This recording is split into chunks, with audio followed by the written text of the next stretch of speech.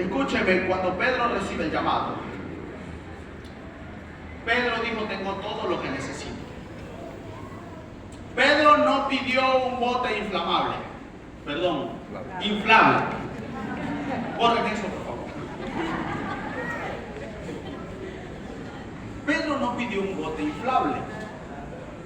Pedro no pidió un motor Yamaha, no existía la Yamaha.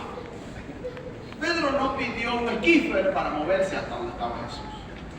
Él solo dijo: llámame, invítame. Si tú me invitas, yo voy. Si tú me dices que vaya, yo voy a caminar. Y Jesús dijo: ven. Y con solo decirle ven, Pedro dijo: listo, tengo todo. No tengo bote, no tengo paletas para nadar, no tengo traje de buzo ni bombona de oxígeno, no tengo Baywatch. De hecho, la tempestad siguió igual. No fue que disminuyó el viento ni las olas, todo siguió igual. Pero ahora Pedro había recibido un ven. Y confiado netamente, totalmente apoyado en ese llamado, en ese momento a Pedro no se le llenaron las cuentas bancarias, ni recibió un equipo especial para nadar, no recibió algo especial para caminar sobre las aguas, no recibió recursos naturales ni recursos materiales, solo recibió un ven. Pero eso fue suficiente para que él creyera que podía. No recibió crédito del banco. Ni siquiera alguien estaba ahí para decirle: Pedro, si te hunde yo estaré aquí. No, solo recibió un ven. Pero confiado en ese llamado, él se lanza de la barca. Y dice la Biblia, comenzó a andar, a caminar. Dice textualmente el versículo, el 29 dice: y descendiendo Pedro de la barca, se puso a caminar sobre las aguas. Diga, se puso a caminar sobre las aguas. ¿Saben qué me llama la atención? Y aquí quiero ministrarle algo que me ministró el Señor. Me llama mucho la atención que en el capítulo, estamos en el capítulo 14 del Evangelio de Mateo, pero en el capítulo 8 tenemos otra situación muy similar. Iban en la barca, había una tempestad, Jesús está durmiendo, eso es en el 8. Los discípulos tuvieron miedo igual. O sea, que es lo similar, están en medio del mar, están en una barca, hay una tempestad y los discípulos tienen miedo. Todo eso era similar. La diferencia fue que en el 8 ellos despiertan a Jesús, clamaron. En el 14 ellos también tuvieron miedo, dieron voces de miedo. Así que el contexto era muy similar.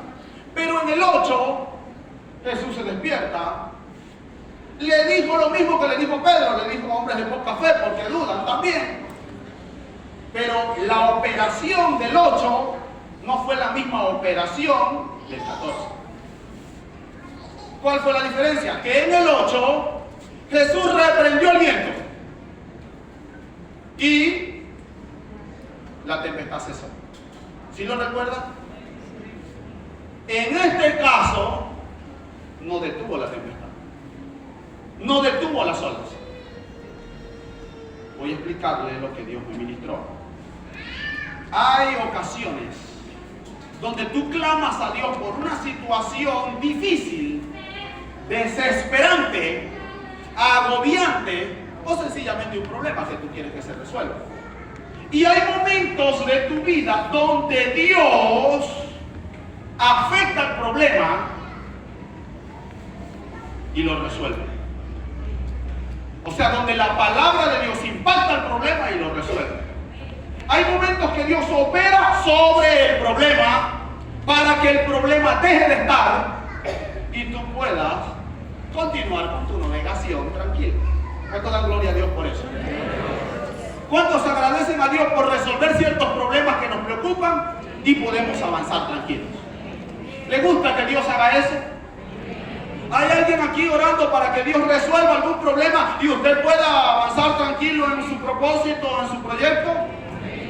Hay ocasiones donde Dios resuelve el problema, donde Dios agarra y le dice al viento, a la tempestad, enmudece y todo se resuelve, vuelve a la normalidad, se establece, se estabiliza tu economía, se estabiliza la familia, la mujer que te dejó vuelve, el hombre que tenía otra la dejó y se quedó quieto contigo, el muchacho que estaba medio respondón se está acomodando y está yendo a la iglesia. Hay momentos donde el problema se resuelve, donde la cosa empieza a estar bien nuevamente y tú agarras cierto confort y gloria a Dios porque resolvió el problema. Eso pasó en el 8, pero en el 14 Dios no le dio ninguna orden a la tempestad. Esta vez le dijo a Pedro, ven. En otras palabras, esta vez la orden no fue para el viento, esta vez la orden fue para el ministro de Dios y le dijo, vente a pesar del problema, camina a pesar de la dificultad. Voy a explicarte esto más claro. Hay momentos que Dios te resuelve el problema para que tú estés tranquilo y hay momentos que Él no resuelve el problema, sino que te hace a ti que puedas operar por encima del problema. Hay momentos donde lo sobrenatural de Dios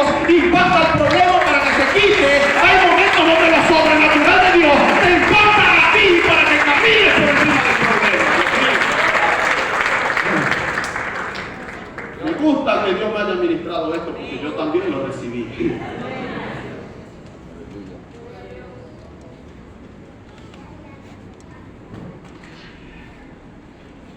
Te dije al principio, para que Elías pasara, las aguas se quitaron.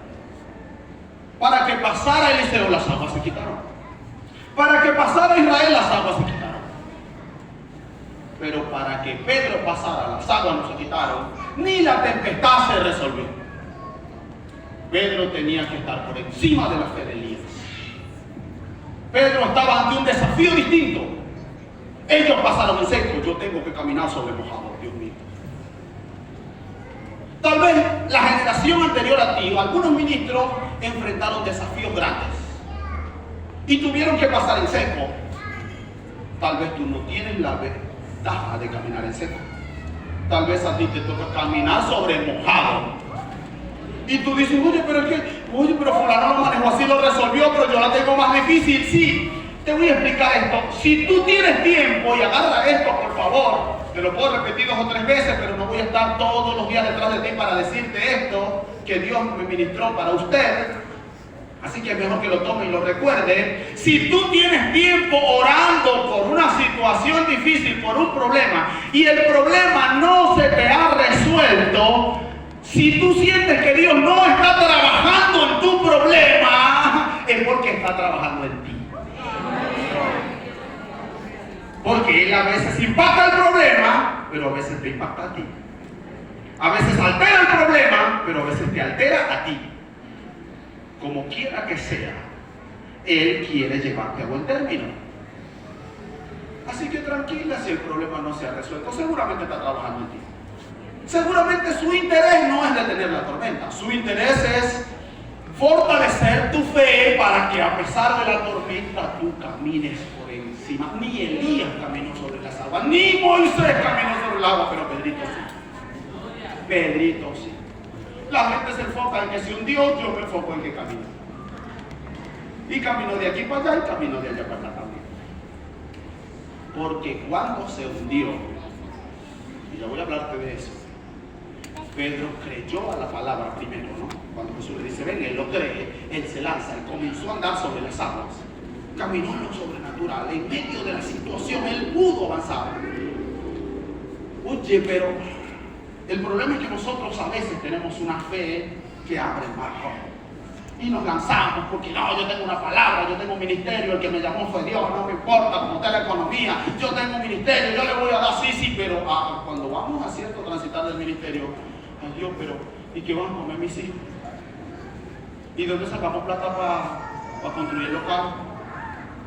Bueno, si cómo compramos un sonido si somos 3, si somos 5 miembros, y de esos 5, 3 somos mi esposa, mi hijo y yo. Entonces los recursos van a salir de la iglesia, pero que la iglesia más de la mitad somos nosotros. Y entonces usted empieza a preocuparse. Y dice, no, ya va, pero El Darién no será muy largo. Epa, pero ya de tanta gente que ha pasado ya debe estar el caminito hecho. Y me están llamando, ¿verdad? Y usted empieza a considerar la idea de soltar o de olvidarse de ese llamado. Porque usted empezó creyendo, pero después empezó a dudar. Pedro dice que mientras caminaba, dice que vio, una versión dice vio el fuerte viento. Esta dice lo percibió. Y eso me puso a mí a pensar, porque yo soy muy analítico. Y dije, ya va, pero el viento se ve. Usted no ve el viento. ¿Y usted? ¿Quién ha visto el viento? Pero la Biblia dice que Pedro vio el viento. Al ver el fuerte viento. Es una expresión no literal. Es una expresión alegórica para decir que Pedro percibió los efectos del viento. El mismo Jesús le dijo a Nicodemo en el capítulo 3 de Juan, le dijo, mira, el viento sopla de donde quiere, y dice Jesús, y oye su sonido. Diga, oye su sonido. Así que diga conmigo, el viento no se ve, pero se oye. Ahora, Pedro lo que hizo fue que percibió por sus sentidos naturales, oyó. Que tú puedas darle el micrófono. Hizo eso, escuchó el viento, veía las olas, sentía la presión. Así que él era inteligente y dedujo, el viento está fuerte, aunque no lo veía, pero lo sentía. Y eso lo hizo dudar. El problema no es que Pedro viera a su alrededor. El problema no es lo que estaba oyendo, ni lo que estaba viendo. El problema es el efecto que eso estaba causando en su corazón. ¿Sí me estás entendiendo? Si Pedro ve el viento y dice, está fuerte, pero más fuerte es mi Cristo. Si Pedro ve las olas y dice, tan grande, pero más grande es mi Dios, no hay problema. El problema es que lo que estaba viendo y lo que estaba oyendo estaba alterando su fe, estaba dañando su corazón, estaba preocupándolo, lo estaba angustiando, y eso lo hizo dudar. Voy a explicártelo más claro, voy a aplicarlo. El problema no es lo que escuchas, ni a quién escuchas, ni lo que estás viendo. El problema no es que veas que el dólar sube o baja. Si tú tienes un negocio, tienes que saber cómo está el dólar, no te vayan a embromar. El problema no es que veas noticias. El problema real no es que juegues fútbol en un equipo que no son cristianos. El problema no es que te sientes con los muchachos en la esquina. No es ese el problema. El problema es lo que eso está haciendo a tu corazón. El problema real es que cuando vinculas mucho con inconversos, si tú vinculas con ellos, pero tu fe está inconmovible, y tú le predicas, y tú le hablas de Dios, y ellos se están convirtiendo a ti, te felicito, sigue, fluye en eso, dale muchacho. Pero si desde que te estás juntando con esos muchachos, tu fe está doblegando, ya no eres el mismo, ya no te congregas igual, suelta a esa gente, porque no estás listo en tu corazón para ese desafío. Voy a decir esto aunque mis amigos se metan en problemas conmigo. Voy a ponerme medio Juan el Bautista. El problema no es que tú tengas el equipo de fútbol. Pero si desde que están con la cosa del fútbol ya no se congregan igual y ya no son los mismos y espiritualmente han decaído, vayan considerando y soltando ciertas cosas, porque al César lo que es del César, pero a Dios lo que es de Dios. Y por la excusa de que te vas a ganar algunos para Cristo, no te puedes perder tú. Asegúrate tú primero en tu relación con Dios. Saca primero la vida de los tuyos y cuando tú tengas firmeza, cuando tú tengas el nivel de oración, cuando tú tengas el enfoque claro y tengas la identidad definida, y cuando tú estés más firme en la fe, vaya, juegue con quien usted quiera, pero usted anda bien. Pero si usted anda mal, no.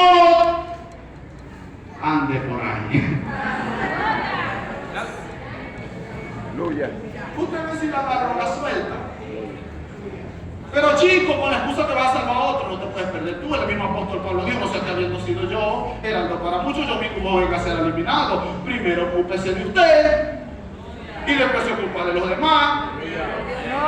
Busca tu nivel en Dios para que ayudes a otro, porque si no te vas a convertir tú a ellos.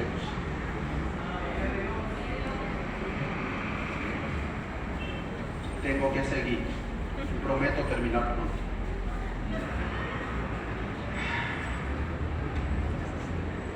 Oye, dice la palabra del Señor: pero al percibir el fuerte viento tuvo miedo, y al momento Jesús, tendiéndole la mano, lo agarró y le dijo: hombre de poca fe, ¿por qué dudaste? Vea, el reclamo de Jesús no fue porque viste el viento. El reclamo de Jesús no fue porque miraste para allá. Le dije que estuviera pendiente de que Jesús quería adelantársele y que iba por un costado de la barca. Quiero que entienda esto. El viento era contrario, es decir, supongamos que la barca va hacia allá, el viento venía de allá para acá. Si Jesús va por un costado, Jesús iba por acá o por acá. Cuando Pedro caminó hacia Jesús, Pedro gira, si él va frente al viento o contrario al viento, y Jesús va por un costado, Pedro gira 90 grados, ¿sí? 90 grados para ir hacia Jesús. Ahora el viento no le daba ni delante ni detrás, le daba de lado, lo golpeaba de lado. Pedro camina hacia allá. Cuando Pedro ve los efectos del viento, tuvo que percibir las olas de allá para acá. Algo quería sacarlo de la ruta. Aquí también voy a alegorizar un poco, pero el viento trataba de moverlo de su línea de navegación. La presión era para irlo sacando de la ruta. Y él vio eso, sintió la presión, sintió todo eso. Jesús no le reclamó por eso. Mira, a veces nos sentimos mal por estar presionados, por estar preocupados. Dios no nos condena por eso, Él sabe que somos humanos. Él solo quiere que tú confíes a pesar de lo que estás sintiendo. Tal vez mucha gente dice: pastor, pero usted no me entiende, pastor, pero usted no entiende, pastor, pero usted cómo no tiene hijos, me dicen a mí. Ya, yo sé que usted porque no tiene hijos, entonces la gente cree que porque uno no tiene hijos, uno no sabe nada de eso. Le voy a decir algo: el Espíritu Santo, aunque uno no tenga la experiencia, el Espíritu Santo da la sabiduría.